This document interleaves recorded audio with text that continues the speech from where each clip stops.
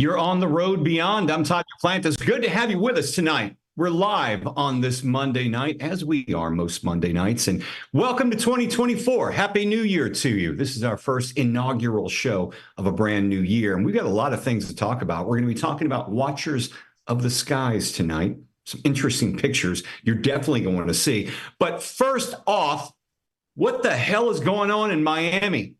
January 1st, New Year's Day. Take a look at this picture. Look at all these squad cars were converging on the Bayside Mall. Look at all those police cars, more than 50 lining the streets from the mall. What happened? Our producer, Scotty Barrett, has been looking into this because there have been numerous reports that police response was due to witnesses saying, well, the official word is some kids fighting with sticks.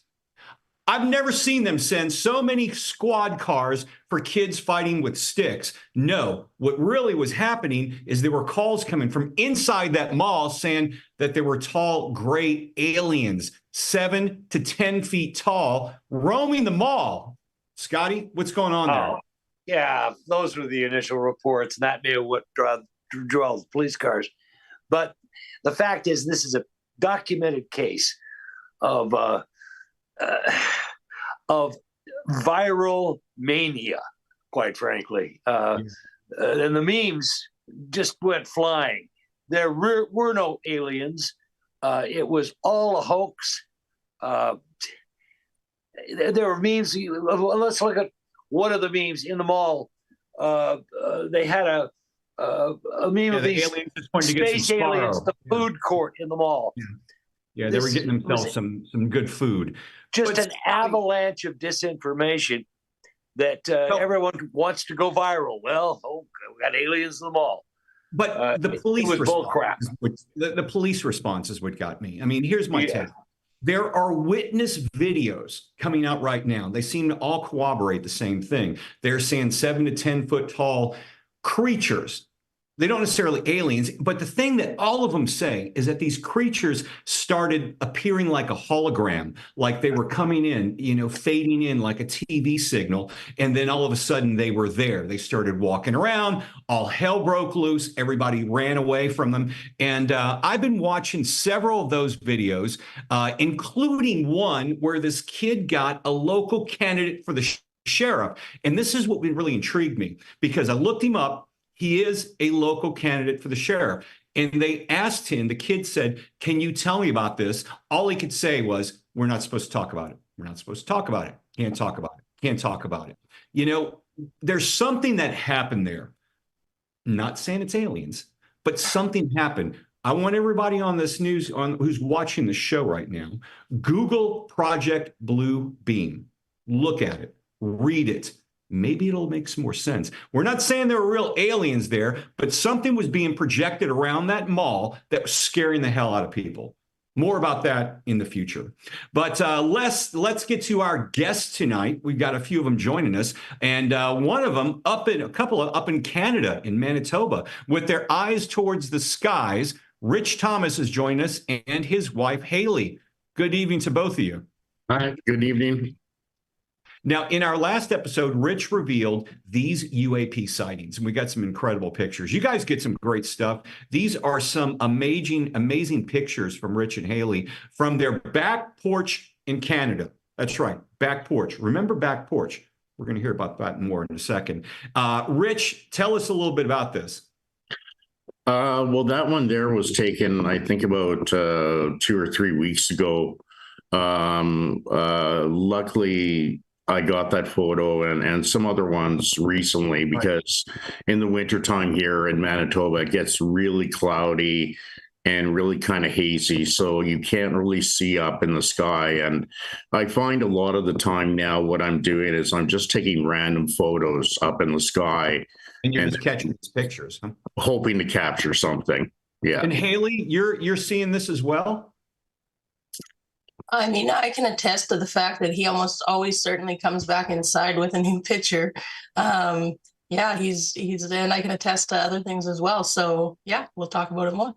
All right, we're going to get both of you momentarily, but now our friends in northern Georgia, Les Durant and his wife Claudette, And Les, you've shown us some fascinating images. I don't know what the hell you guys got going on your back porches, but you get some pictures from your back porch as well, right? Yeah, actually, it's our front porch. Your front porch. We call it the dock because it sits up high. And we have my dad's Navy stuff up here and stuff like that. But now I got to tell you this because this will give Haley a little bit of a chance to talk. But so you saw in my video a little bit of it looks kind of like a sky pearl, and I showed my wife. And what did you say, hon? What do you mean? When I showed you that sky pearl that video that I took to, and I thought, oh, that was amazing. Yeah. Yeah. And then what else did you say? You're like, oh, I see those all the time. I do. I mean, I do. I see those kind of image crafts all the time, but I just don't have my phone open with the camera because when I try to video at the same time, I get dizzy. I can't hold it up at the same time. Yeah, I think we talked about this, but I've spent a lot of time in northern Georgia, particularly Lookout Mountain, right on the border of Tennessee. But I've never seen this up there. You hear a lot of things about possible Bigfoot in the area, but this seems to be something that you guys are experiencing. But Les, you have the ability to talk to these UAP pilots or whatever's in them and summon them to you. Is that correct? Yeah, she does too. Yes, we walk outside now and they're waiting for us, it seems like, and we just say, hey, can you show yourself? And anybody can do this. Even Haley, you can do this. You just walk out there and say, hey, I'll do it like this. Hey, my name is Haley, and I'd like to be able to see you. And you got to keep looking up. You got to keep looking up. And you'll get them. You can travel to certain places, and like is it your mother's house? And you can summon them there as well. Well, and not just that, but we recently went to a little town in North Carolina, and we saw him there too. I mean, it's just seems to be wherever he's at. I think he's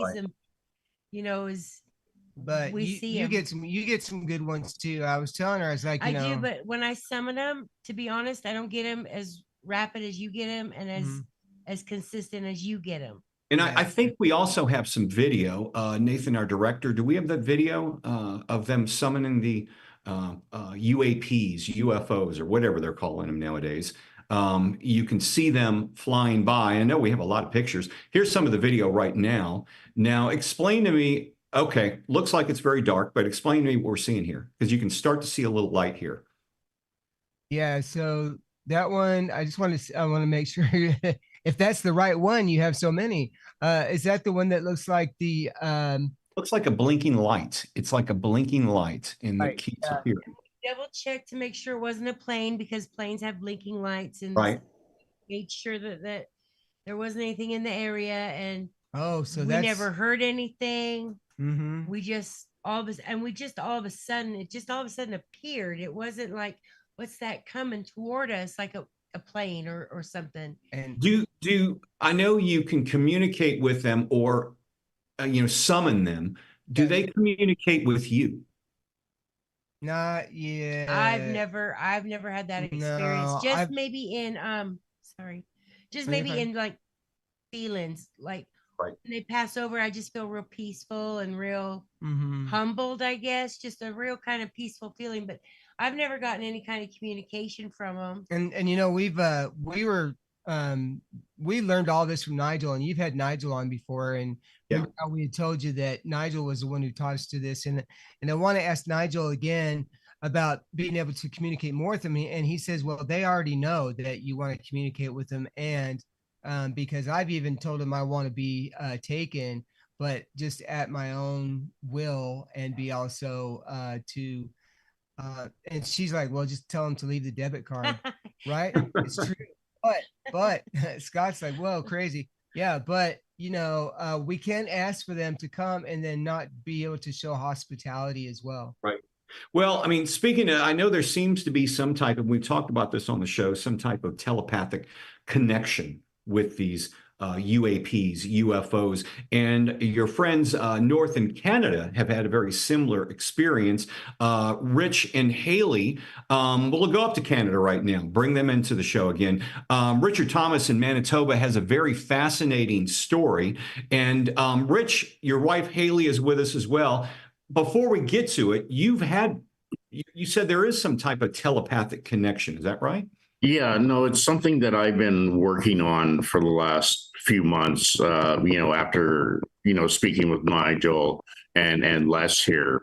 I've heard about it before, and then I really started to, when I knew I was starting to be abducted about 2.5 years ago, that's where my major memories have been.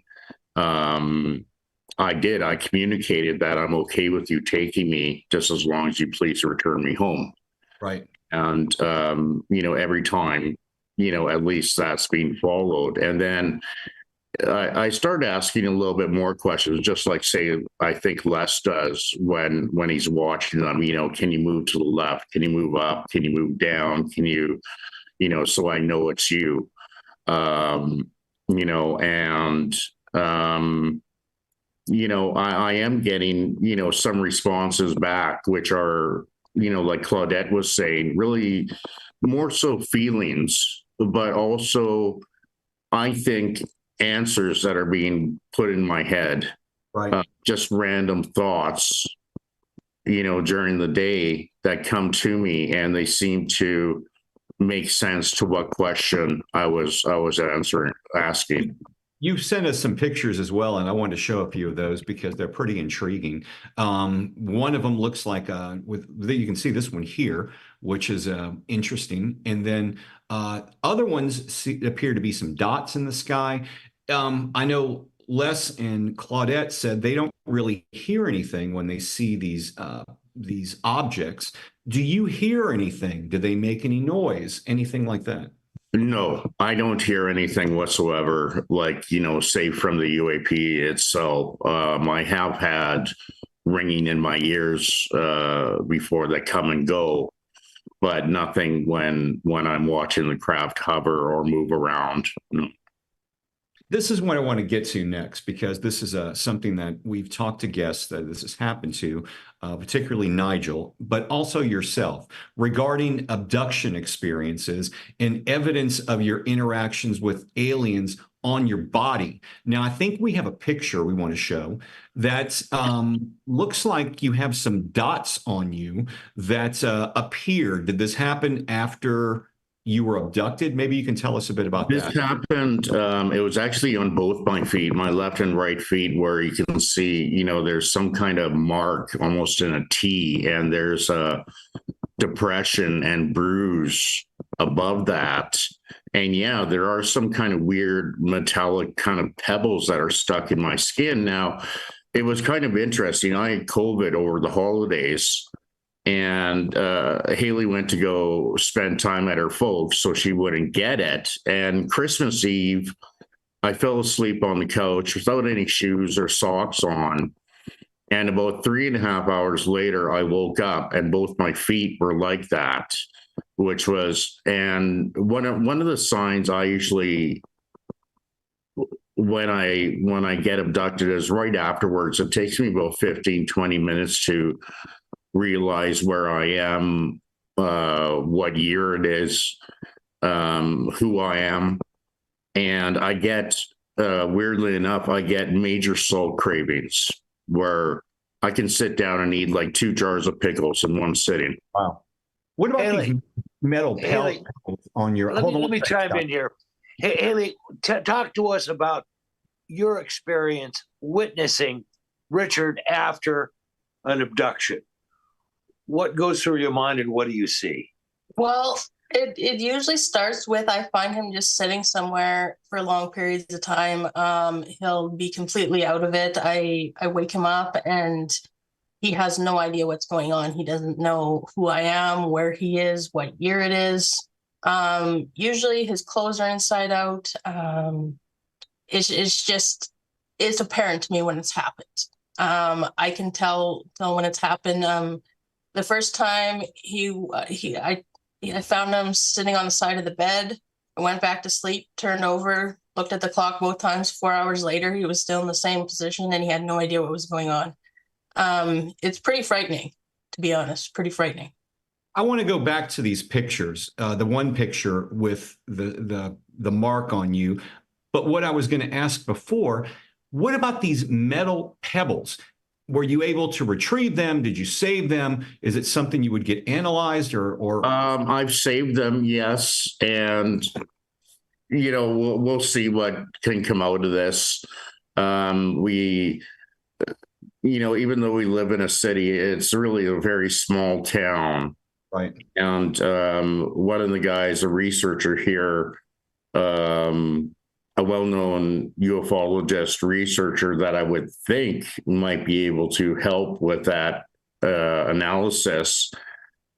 He's kind of the head of the MUFON section here, which that's for another show, my feelings about that.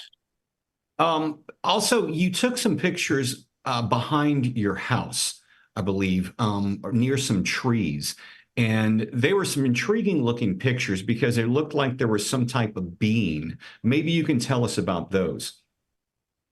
Yeah, well, that was one of them. And you can see it seems to have like some kind of horns to it. And these pictures, the entities were anywhere between 20 to 40 meters or yards away from us. And usually I find them underneath pine trees.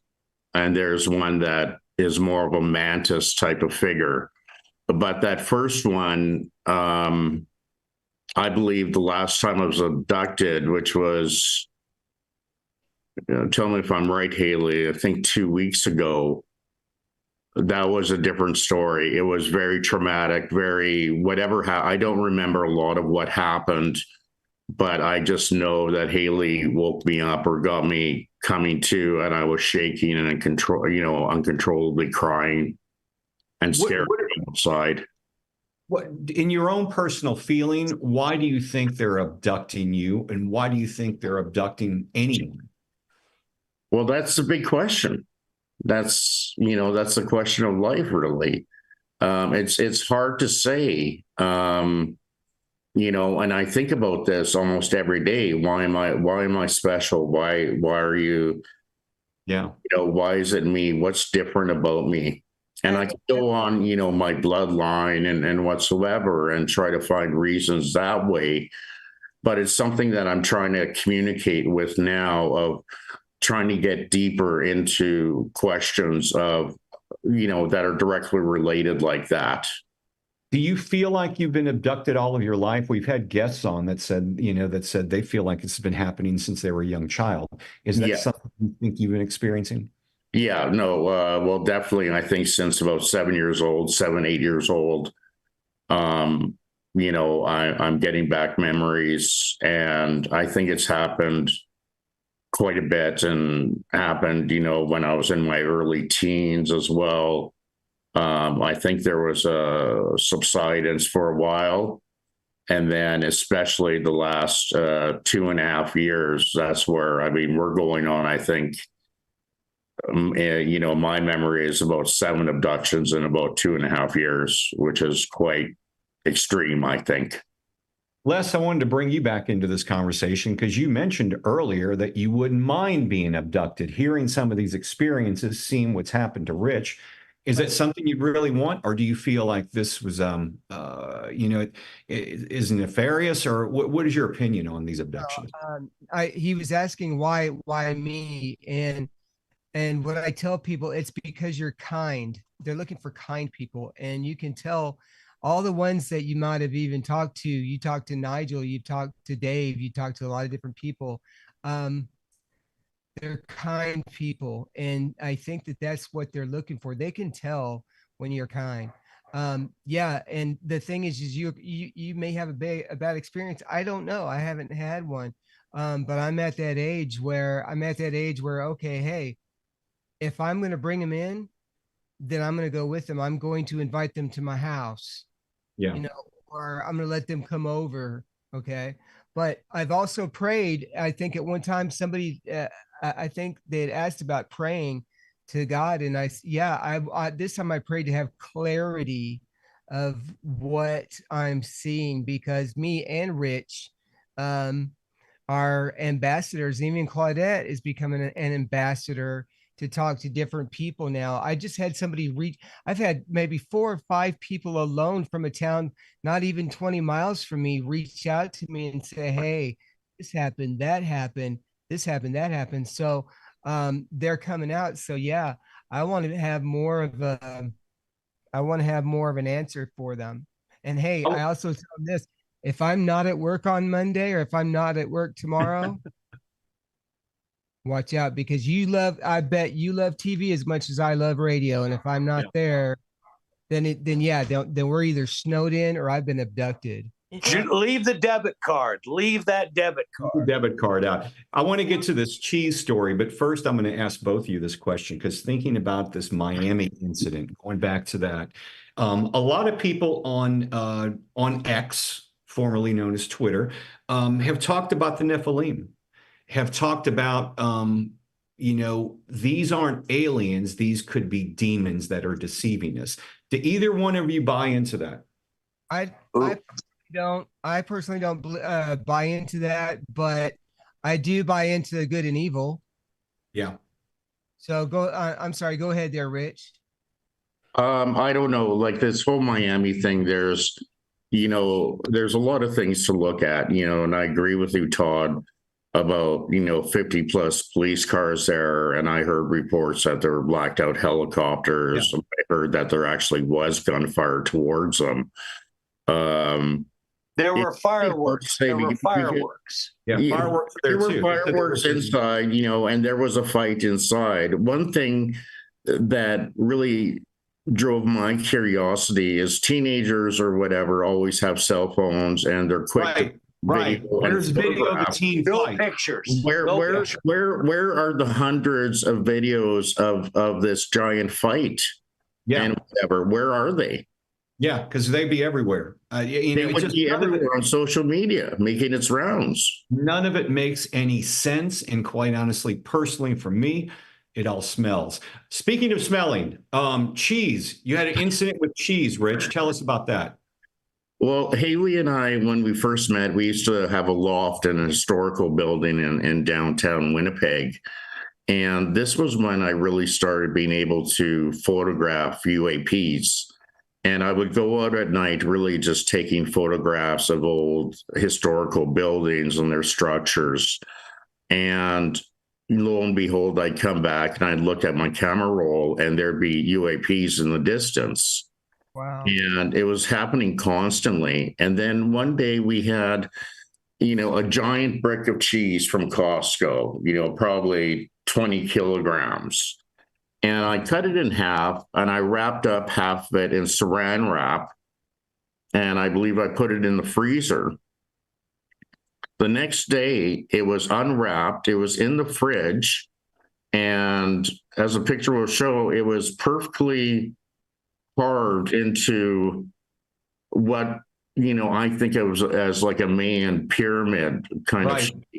Now, I'm a former professional chef of 24 years, and I looked through all my knives and all my kitchen gadgets trying to figure out how the hell this was done. I had a colleague over with the same amount of experience, and he spent about 2 or 3 hours, driving himself insane and swearing and saying, how are these cuts like so smooth and so precise? Wow. When it's cheddar, which usually falls apart in clumps. It was very odd. So I think that was the first time that Haley and I received a gift from them or a joke. I think some of them can be humorous.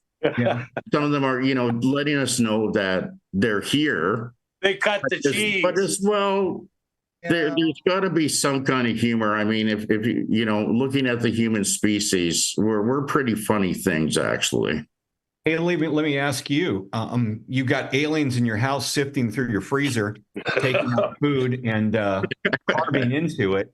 Your husband's getting abducted. Does it make you feel uneasy at times? I mean, Yeah, when the cheese incident happened, I wanted to change the locks, but I've gotten used to it over time. Mhm. Do you feel threatened at times by them? I mean, what are your personal feelings towards this?